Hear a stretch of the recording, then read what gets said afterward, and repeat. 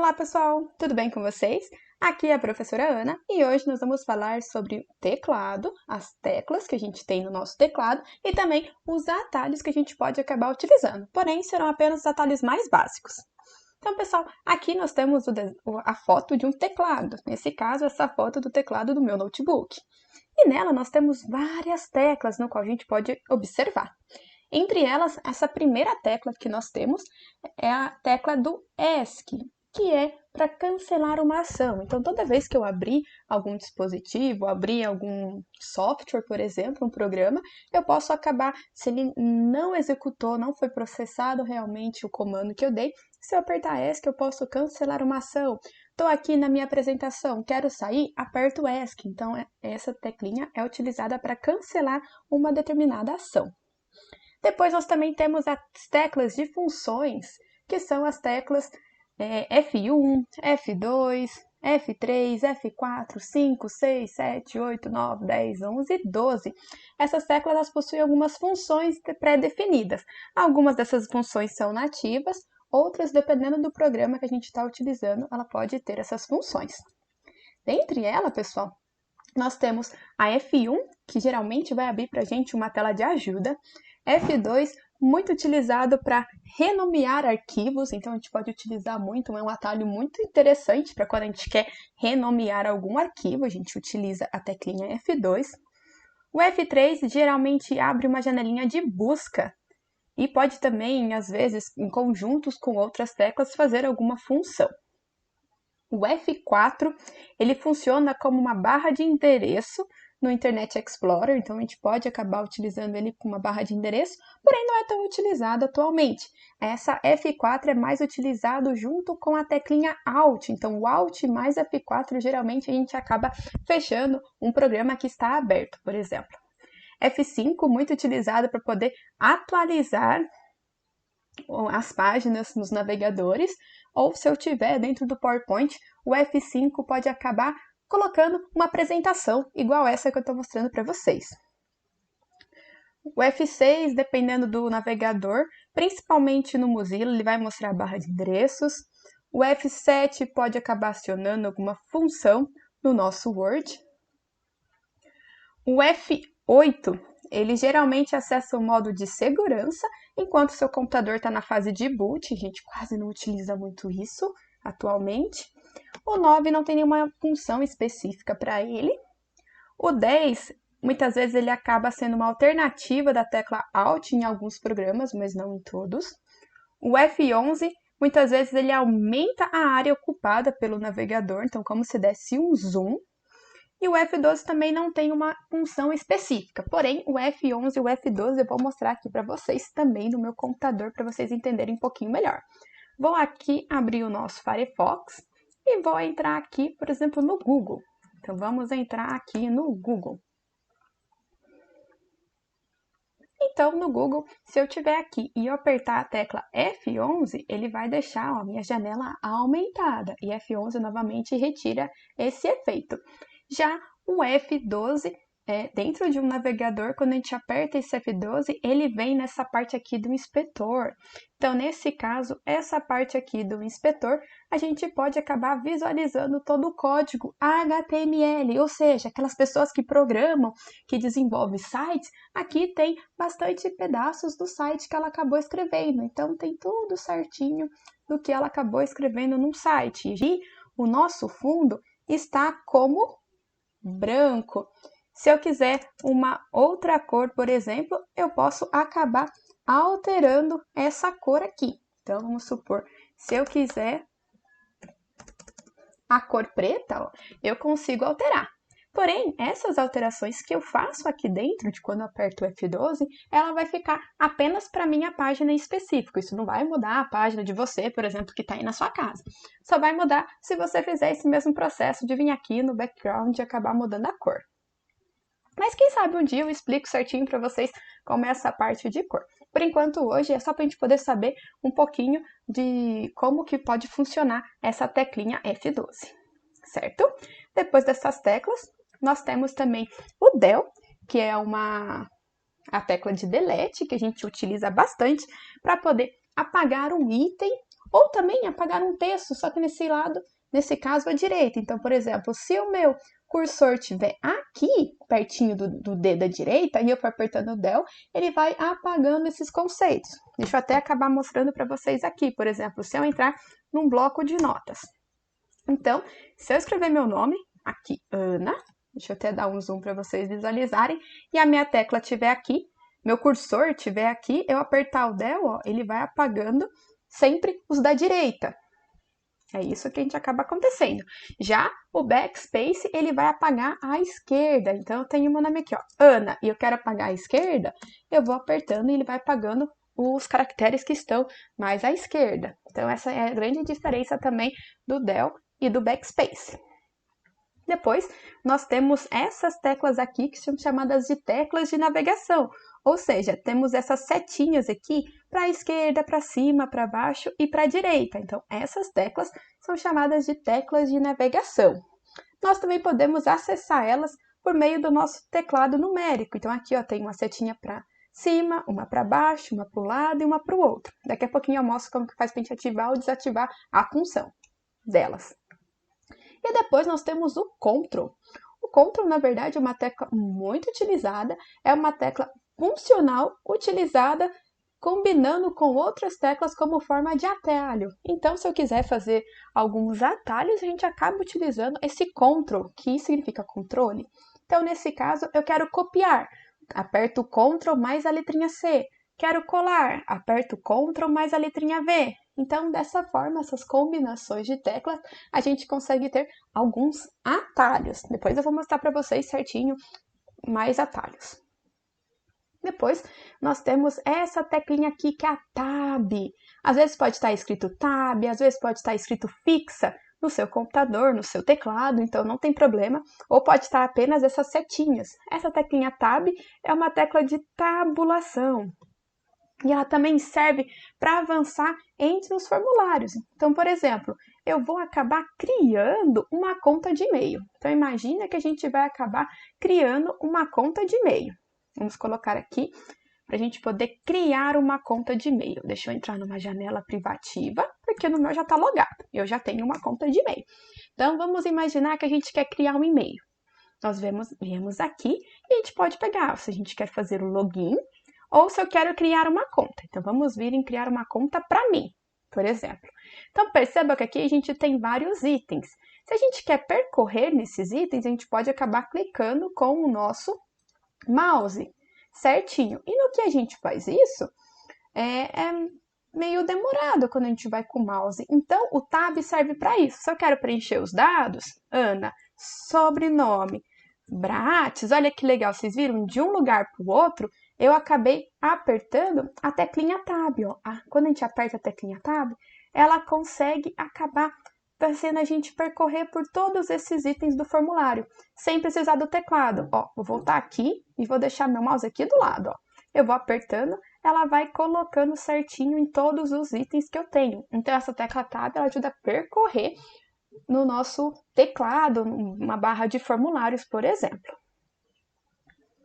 Depois eu tenho a tecla Numlock. Essa tecla Numlock aqui, ela vai ativar ou desativar o seu teclado numérico. Por quê? Como eu falei para vocês, a gente pode ter essas teclinhas de navegação também ou outros comandos dentro dos comandos das teclas numéricas. Então, nesse caso, esse Numlock ele vai deixar que você consiga ou utilizar os números ou utilizar os símbolos que tem aqui para esses números. Então, a tecla Numlock serve para isso. Aproveitando que a gente está aqui, esse 5 está bem nítido. Muitas vezes no teclado de vocês vai ter um risquinho assim, que vai ter uma certa elevação. Essa elevação aqui, na verdade, é para que a gente consiga posicionar os nossos dedos. Então, muitas vezes no teclado vocês vão ver isso.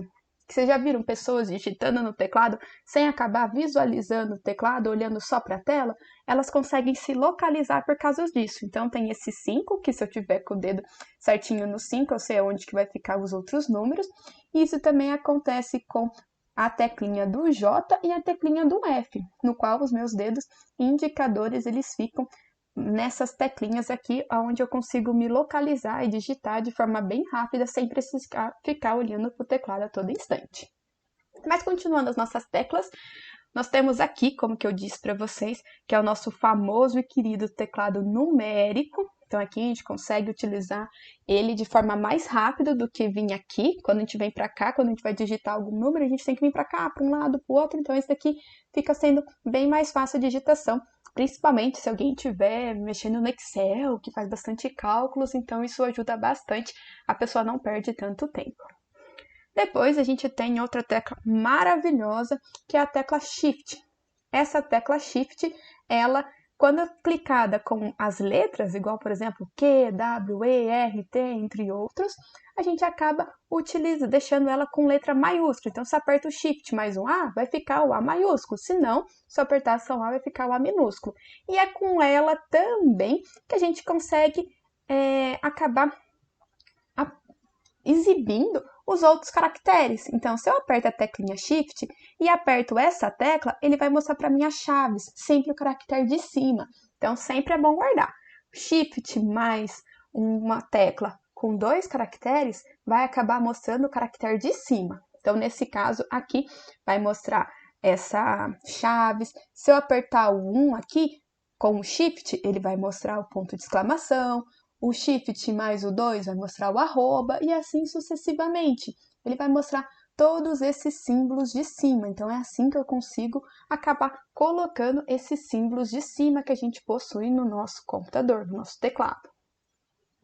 E outra tecla interessante é a Caps Lock. Nesse caso, ela é utilizada para manter as letras em caixa alta. Então, imagina que eu tenho que escrever todo um texto só com letras maiúsculas. Então, eu clico nela uma vez e tudo que eu for começar a digitar vai ter letra maiúscula. Por exemplo, se eu vier aqui no nosso bloco de notas e eu ativar o Caps Lock, todo o meu nome vai ser escrito em letra maiúscula. Se eu desativo, ele vai ser escrito em letra minúscula. E se eu quiser que tenha os dois, eu posso acabar às vezes colocando o Shift mais o A para colocar maiúsculo e normal para colocar minúsculo. Então, a gente consegue ter essas opções. Depois, nós temos o FN, que é chamada de tecla de função também, esse FN. O que ele faz? Não dá para ver direito, mas no meu teclado ele é um azulzinho mais claro, essas teclas. E essa tecla aqui, quando eu quero habilitar alguma função em específico, que são essas funções que estão aqui de baixo, geralmente ele possui a mesma cor do FN, ele vai fazer essas funções. Por exemplo, aqui ele vai acabar ligando e desligando o meu roteador. Aqui ele pode bloquear a minha tela, deixar a tela preta ou não. Ele pode bloquear o som, bloquear o meu mousepad. Ele pode tirar e habilitar a luz do meu teclado. Ele pode acabar tendo essas funções aqui, como o stop, o play, o pause. Então ele consegue habilitar essas funções. Aumentar o brilho, diminuir o brilho do meu teclado, aumentar o som, diminuir o som. Então, ele acaba tendo essas funções, ele consegue habilitar essas funções em específico. Outro comando também que a gente tem, que na verdade é um comando muito bom, é a teclinha do Print Screen, que na verdade ele tira uma cópia do nosso monitor, que é aquele famoso screenshot que a gente tem no nosso celular, que a gente dá um print na tela. Então, isso daqui também é possível no nosso teclado. Então, ele tem essa teclinha do Print Screen, que é esse primeiro comando aqui. Perceba que muitas teclas eles têm 2 comandos, então sempre tem um jeito de a gente conseguir acessar o comando de baixo. Então, esse Print Screen, por exemplo, se eu der um print aqui na minha tela e acabar jogando no Paint, eu consigo colar todo esse conteúdo que eu tenho aqui, porque ele tira uma foto da minha tela. Outro comando, outro botão que a gente acaba utilizando é esse botãozinho do Windows, para quem tem computador que veio com o sistema operacional Windows, né? Então ele vai ter o botãozinho do Windows e ele é utilizado para abrir o menu iniciar. Então, por exemplo, eu quero abrir o menu iniciar, eu aperto ele e tem aqui, ó, tem o símbolo dele também e eu consigo visualizar todos os meus programas. Então, para acessar ele, eu posso simplesmente apertar esse botãozinho. Não necessariamente preciso ir lá, diminuir tudo, sair da apresentação e conseguir clicar lá no botãozinho. Ele tem um botãozinho próprio do nosso teclado. Depois nós temos o botãozinho, que é esse daqui, que parece um arquivinho, todo escrito. Ele chama menu. Ele funciona como botão direito do mouse. Então, se eu tenho algum conteúdo, por exemplo, esse daqui, e eu aperto esse botãozinho de menu, ele vai acabar mostrando as todas as opções que eu tenho. Então, é como se eu tivesse pego o mouse e ido com o botãozinho direito do mouse. É a mesma função. Ele acaba sendo utilizado quando eu estou sem o mouse ou quando eu não quero pegar o mouse em alguma coisa, então eu posso acabar utilizando esse botãozinho. Chega a ser mais fácil para a gente. Depois, um outro que a gente acaba utilizando, quer dizer, não utiliza tanto na verdade, mas que tem, é o botão do Screw Look, que ele vai ligar e desligar a função de rolagem através do teclado numérico. Ou seja, ele é uma tecla presente na maioria dos computadores modernos. Porém, o seu comportamento depende de qual software a gente está utilizando. Essa tecla ela foi criada pela IBM e o seu propósito era modificar as funções de teclas direcionais. E quando o Screw Look está ligado, as teclas direcionais rolavam os conteúdos de uma tela em modo de texto, sem mover o cursor. Mas hoje em dia ele não é tão utilizado assim. Então vocês não precisam ficar com medo e decorar certinho a função desse programa, que ele não é muito utilizado. Esse programa não, desculpe, desse botão. Depois nós temos esse System Request. Na verdade, alguns computadores têm esse System Request e ele é uma função para alterar o alto contraste da tela. Então, se eu acabar utilizando ele, eu tenho que utilizar com Alt, o Shift e esse botão, ele vai mostrar aqui, ó, se eu desejo ativar o alto contraste. E ele fala que esse alto contraste facilita a leitura para pessoas com deficiências visuais, aplicando um esquema de cores. E o atalho de teclado para ativar é a tecla Shift da esquerda, Alt da esquerda e o Print Screen, que seria o print aqui, para poder ativar esse botãozinho aqui. Então, nesse caso, eu não vou querer que habilitar alto contraste no meu. Depois tem o Pause Break, que na verdade era utilizado mais para pausar alguns processos do sistema DOS, e atualmente o uso dele é mais o comum da tecla dele de pausar, é naquela nossa saída da tela de BIOS, então que a gente utilizava quando o computador era iniciado. Porém, também a gente acaba não utilizando muito esses botõezinhos. Depois, um que a gente utiliza bastante é o botão do Enter. Então, aqui nós temos o botãozinho do Enter. Ele executa ações, então se eu clico no programa e aperto o Enter, ele vai funcionar como aquele duplo clique para a gente poder abrir um programa. Ou ele também pode criar novas linhas ao escrever. Então, estou digitando um texto, eu quero criar um novo parágrafo, eu posso acabar utilizando o botãozinho Enter, que vai pular uma linha para a gente. E uma outra tecla que a gente tem é a tecla Alt, que ela permite alternar determinada função dentro de um programa. Principalmente ela combinada com outra tecla, ela pode fazer alguns atalhos, como por exemplo o Alt mais o F4, que fecha um determinado programa. E para finalizar, a gente tem esse Alt GR. Esse Alt GR, ele acaba habilitando o terceiro caractere. No meu teclado eu tenho só um com 3 opções no nosso computador. Então, nesse caso, ele vai habilitar isso daqui. Alguns computadores, ele tem mais opções de terceira tecla. O meu, infelizmente, ele não tem, ele tem apenas esse daqui. Então, a gente pode acabar habilitando esse terceiro caractere por meio dessa teclinha aqui do Alt GR. E para finalizar, nós temos a teclinha Home, que ela manda a gente para o início da linha ou para o início de um arquivo. Então, por exemplo, estou aqui no meu bloquinho de notas. Meu cursor está aqui, ó, no final. Se eu apertar a tecla Home, ele manda direto aqui para o início. Então, é para isso que funciona. E se eu estiver dentro de um programa que eu quiser ver, por exemplo, estou vendo um livro, abrindo um livro, ele vai lá para o início do meu arquivo. E se eu acabar apertando Home numa apresentação, ele também vai lá para o início da minha apresentação. Depois do Home, a gente tem esse Page Up, que ele vai começar a percorrer as minhas páginas para cima. Então, ele vai de página em página, pulando, subindo essas páginas em específico. Ou o Page Down, que ele vai percorrendo as páginas mais abaixo. Então, eu consigo ir visualizando minhas páginas de um livro, por exemplo, essas páginas mais abaixo.